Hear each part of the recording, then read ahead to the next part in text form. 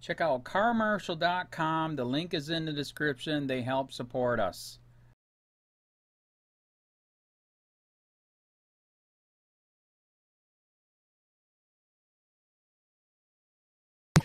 Let's get back to the action. So we've got vulnerabilities everywhere that are piling up and people aren't going to patch. But I'm more interested in finding what the Treasury Department is doing in terms of fraud investigations. Because this one's interesting, Steve. So 3 years ago, the EFF posted a detailed takedown of a really disturbing piece of software known as Computer COP. Computer COP. And for years, it was being offered by a company somewhere in the Northeast. I can't remember where, like, you know, New Jersey or New York somewhere. It was being purchased in bulk by law enforcement agencies around the U.S. and then freely distributed by them as a public service and as a public relations freebie to their communities. So, for example, in one case, a sheriff's department bought a copy for every family in its county. You know, and the idea was, and at the time of their reporting, the EFF found that that this Computer COP software was being distributed by 245 different agencies in more than 35 states in the U.S. Okay, so what's the problem with Computer COP?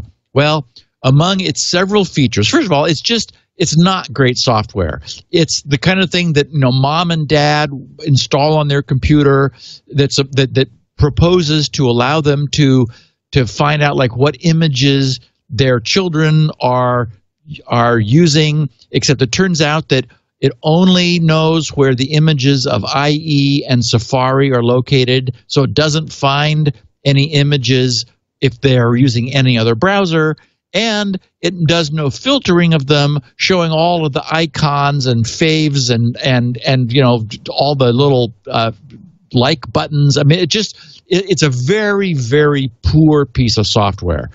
Poorly written, poorly designed, basically just a scam. So, I mean, it sort of does what it purports to, but it's not anything anyone would want to use. So it's worth what you pay for it, or which you know, what mom and dad pay for it, which is nothing, because it's just being given out by law enforcement, being called the first line of defense against, you know, the evil, the dark web, the problems on the internet. Well, among its features is a keystroke logger, which records the keyboard activity for all of the computer users, stores the entire keystroke archive unencrypted on the system's hard drive, meaning credit card numbers entered, passwords entered for all the sites everyone on the computer visits, you know, account names, everything, every keystroke. When it encounters a keyword which might be questionable, a trigger word, it emails the unencrypted stored archive to a central server, which then emails it back to the household's parents. That's such a good idea. All in the clear. Okay, so let's break this down. This is essentially, it's not quite a rat. It's not a remote access tool, but it's pretty dang close. It's an auto rat. Yeah, it's an auto rat. It's an auto rat. So it sits there and it keylogs everything. Yes. And then upon receiving... Because you never know right, what nasty word someone might type. Precisely. And then upon the receipt of some sort of trigger word, which says that I want the list of everything, it doesn't just provide it to you, it mails it unprotected, unencrypted, in clear text. To a third party, which then mails it back to me in unencrypted, unprotected format. Yes. Here's email containing system. All the usernames and passwords and credit card numbers and everything that's been entered into the computer's keyboard. So essentially anyone listening to the line would just receive a clear text stream of everything that you've typed into your computer. Oh, exactly. Anybody like doing a packet capture, anyone watching the internet is going to see in clear text all of the private keyboard activity on that machine.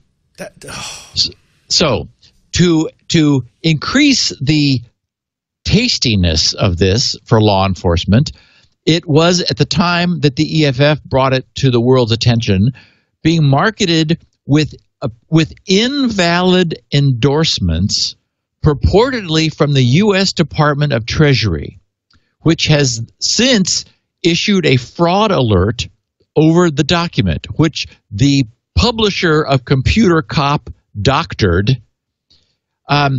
Computer Cop's publisher claims an apparently non-existent endorsement by the American Civil Liberties Union, the ACLU, and an expired endorsement from the National Center for Missing and Exploited Children. Even if those endorsements were legitimate, they're not backed by any responsible investigation into the design and operation of the product. That was 3 years ago. Today, the EFF is able to report that the U.S. Treasury Department, speedy folks that they are, have concluded their fraud investigation into this Computer Cop, quote, internet safety, unquote, software. The Treasury Department did find that the company had forged documents which it had been using as marketing material for its products, and that those forged documents were instrumental in the sales of the software to U.S. law enforcement agencies across the country. That's where you get in trouble. Yeah. However, the 3-year statute of limitations had since expired, and the forged documents were no longer present on the company's website or marketing materials, so there's no penalty that can be brought against these cretins who are publishing this. Even today, the software continues to be sold and offered free of charge to the public, where the software is promoted to the law enforcement agencies as perfect election and fundraising tools. Wow. You know, actually, there's different levels of meaning for that, because if you want to spy on people, yeah, that's a great tool. You know, the amazing thing about this, well, a few things. One is that they would use the ACLU as one of their fraudulent endorsements. I mean, the ACLU is basically a pile of lawyers. Why would you ever do that? That's just stupid for self-preservation. The second thing is, and this bothers me, Steve, yes, a statute of limitations is over, but they were going to get in trouble not for the fact that they created horrible, horrible software, but for the fact that they marketed it wrong. Correct. Yes. I know. In the EFF's follow-up just a day ago, they wrote, in 2017, that is this year, the Lake County Sheriff's Office in Florida purchased 1,000 copies for $5,975. By the way, this is using public funds. This is funds from evidence recoup slush fund or something. So nearly $6,000 was spent for 1,000 copies of this crapware, according to Smart Procure, which is an oversight database. And McGruff, the crime dog, was handing out copies. No, not McGruff. McGruff has been subverted, handing out copies in his hot little dog suit this summer at a community screening of the film Elf in Islip, New York. They dragged McGruff into this, Steve. Now you can't make this. Words. You can't make this up, Padre. You can't make this up. So I actually kind of want a copy of it now. I just want to see. I'm sure you can find one. I bet you can find one. Maybe the takeaway for our listeners, of course, and for anyone they know, is to stay as far away from this Computer Cop spyware as possible. What a catastrophe! So thank you to the EFF for You know, yeah, and no thanks to the Treasury Department for not moving quickly enough to slap these people with a fine that would knock them out of existence forever, because this crap should not be provided to law. Anywhere. You know, there's something larger here, Stephen. I actually saw it over the break because I went to be with my family, my parents in Las Vegas, and I basically had to nuke every machine in the house, aside from the Chromebooks that I had given to my mom and my dad. And it's because my father kept downloading software. And he's like, but I paid for this. I paid for it. I'm like, Dad, just because you pay $10 for a piece of software doesn't mean that it's good. And there was every kind of malware installed on these things. And this is not a singular thing. Yes, this is a particularly bad example, but there's software out there that, even if it isn't straight up malware, is just so poorly coded that it doesn't belong on a computer of anyone that you like. Yeah. Yeah. Okay. Well, I think it's back to I'm locking down your computer so you can't install anything without me. Yeah. Oh, I don't want to do that. Okay. So, give me some good news, Steve.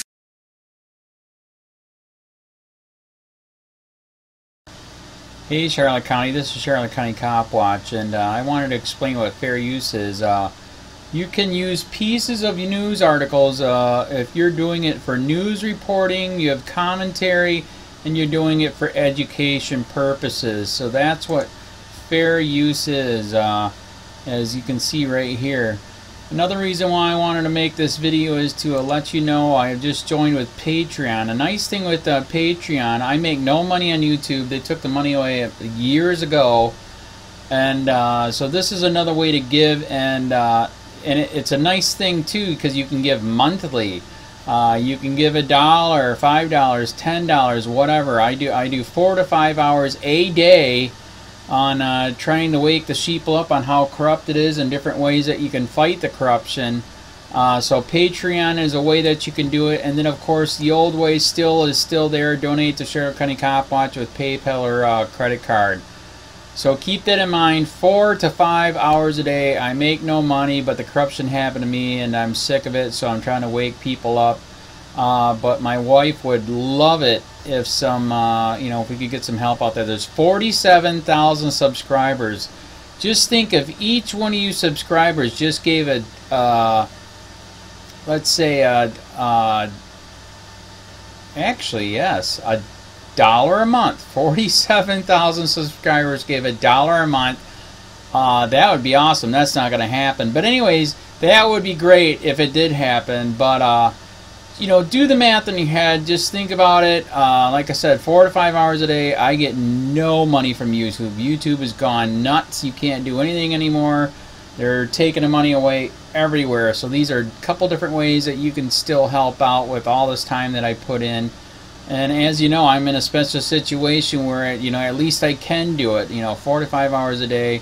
We have a cleaning company during the day. That's what allows me to do this, and we're debt-free. So this is my hobby. I don't go fishing and all that other crap. I try to save the world. So help me out to make the wife happy, man. In fact, if you guys did give $1 a day, and there was 47,000 of you, and you did it, and each of you gave $1, and that was every month, oh my God, yes, I could quit. I could start suing them. Another idea too that we have is, if I got, some funds, we could actually contact everyone that has been ticketed and or arrested and put in jail and start sending them postcards to let them know we're here, and to see if everything went all right, and if it didn't, find out their story. So we could even do more investigations and more lawsuits. Lawsuits take money. So just think about that. 47,000 of you so far right now. $1 a day. $1 a month on Patreon, or $5 a month Patreon, 10, 20, whatever. Just do the math in your head. Help out. This is a lot of work every single day. Thanks.